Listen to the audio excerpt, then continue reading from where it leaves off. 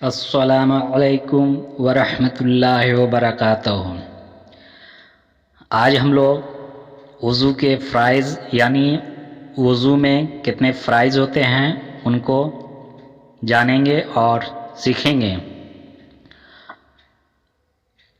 تو آئیے دیکھتے ہیں کہ وضو میں جو فرائض ہیں اگر وہ ان میں سے چھوٹ جائے تو کیا وضو ہمارا مکمل طور پر ہوتا ہے یا نہیں ہوتا ہے۔ وضو میں بعض چیزیں فرض ہیں کہ اگر ان میں سے ایک بھی چھوٹ جائے یا کچھ کمی رہ جائے تو وضو نہیں ہوتا اور آدمی بے وضو رہتا ہے۔ وضو میں صرف 4 چیزیں فرض ہیں۔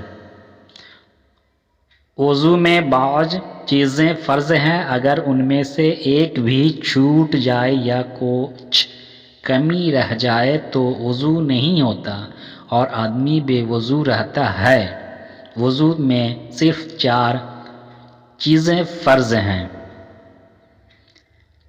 1 مرتبہ سارا منہ دھونا، 1 مرتبہ سارا منہ دھونا، ایک بار کہنیوں سمیت دونوں ہاتھ دھونا، ایک بار کہنیوں سمیت دونوں ہاتھ دھونا،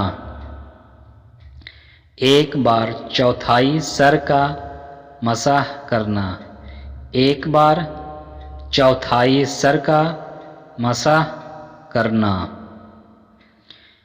ایک مرتبہ ٹخنوں سمیت دونوں پاؤں دھونا، ایک مرتبہ ٹخنوں سمیت دونوں پاؤں دھونا۔ اتنا کرنے سے وضو ہو جائے گا، لیکن سنت کے مطابق وضو کرنے سے وضو کامل ہوتا ہے اور زیادہ ثواب ملتا ہے۔